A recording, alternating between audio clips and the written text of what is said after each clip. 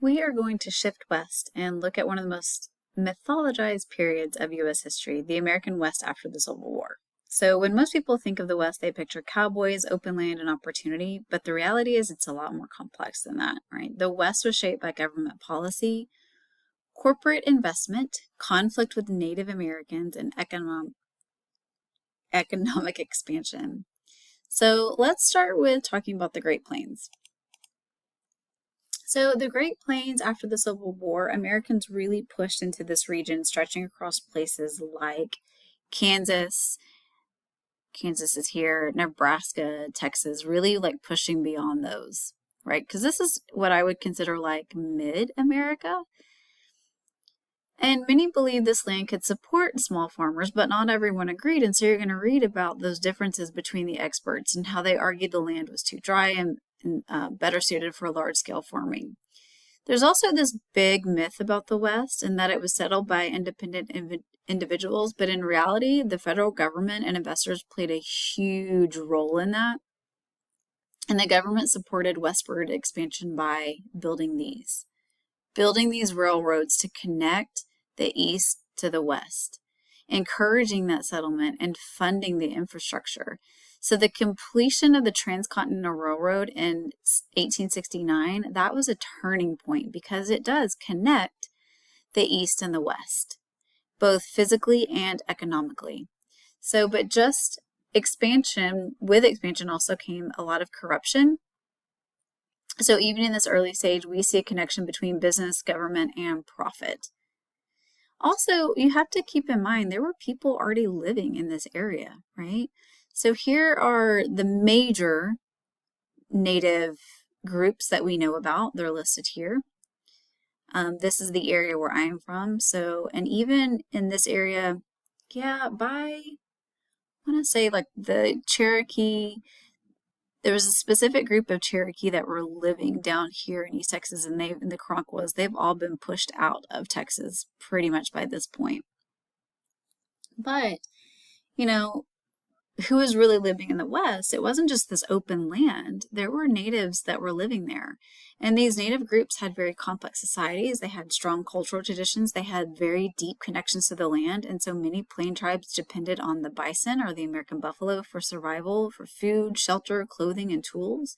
So as Americans moved west, this conflict became unavoidable because they wanted the land, right?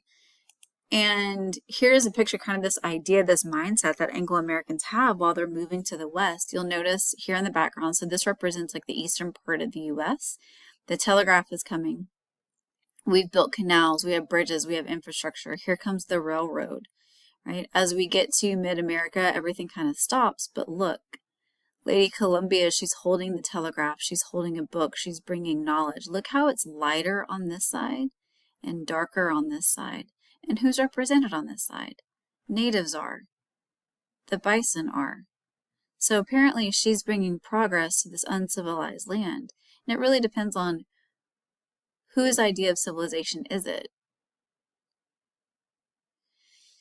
So the U.S. government, they do make treaties with Native Americans, but as we all know, because we've studied history over and over, these treaties were often ignored or they were violated, and this led to violence, including things like the Sand Creek Massacre, ongoing Plains Wars, and battles like Little Bighorn, and you're going to read about all those in this chapter. Oops. So despite that resistance, Native Americans were defeated. Why? Well, because the U.S. had more weapons and technology. Railroads allowed faster troop movement, bison populations were destroyed, and with that, so was the Native American population, and tribes were also divided. And by the late 1800s, there was a policy that shifted from warfare to assimilation.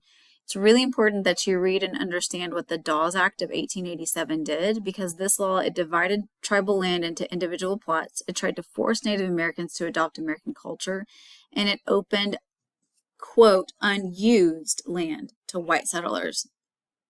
That land was used, just FYI. So the result, well, it was massive loss of native lands and destruction of cultural traditions. And that's going to be an ongoing issue. That's not just going to go away, right? So we're going to come back and visit what was happening with Native Americans in later chapters. Let's turn right now to the economic side of the West. And let's look at cowboys. Cowboys are a huge part of American mythology, but real cowboy life, it was not as romanticized as we like to think it was. It was low paying, it was dangerous, it was physically exhausting, and many cowboys, actually the first cowboys were vaqueros, which are pictured here, are Mexican cowboys, right? Because this is Mexican territory before where we're talking about. So many cowboys were actually black or Mexicans, and we have, over time, we're going to see more of the white cowboys, the white population. Cattle ranching became a major industry, and that was, railroads and refrigerated train cars allowed beef to be shipped east, and this created a national market. So what we see is how influential the American railroad is. That cattle market, though, like many industries, it didn't last, and by the 1880s, overproduction drove prices down. Harsh winters killed cattle. There was this really bad winter, and a lot of cattle actually froze to death. And then also land became fenced off, and the era of open range ended. So farmers were encouraged to move west through the Homestead Act, and they received land, but success was not guaranteed because you have to think there's things like drought, extreme weather, grasshopper plagues, poor soil conditions. And so farmers, they also depended on global markets, and if crop prices dropped, they struggled.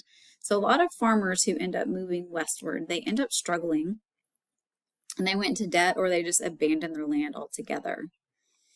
So this is like farming on the Great Plains. And it was also very lonely and isolated. In the West, it wasn't just white settlers, it was incredibly diverse too. And I want to talk a little bit about women because I do believe it covers women, and there are women homesteaders that actually do very well in the West. We don't talk about them a lot, but this is women at work in Kansas, but also like women landowners, women running their own businesses, having their own farms. So women also play an important role in the West. Mexican Americans also too, especially in California and in the Southwest, they lost land and political power after U.S. expansion. So borders changed after the war, the Mexican-American War, and a lot of those Mexican Americans are forced off of their lands, and whites will come in and take over that land. Chinese immigrants played a huge role in building the railroads too, but they'll end up facing intense discrimination. I want you to read about and understand the Chinese Exclusion Act of 1882, which banned Chinese immigration. There are also major religious groups like the Mormons who moved west seeking religious freedom that you're going to read about, but they too face conflict with the federal government over some of their religious beliefs and practices.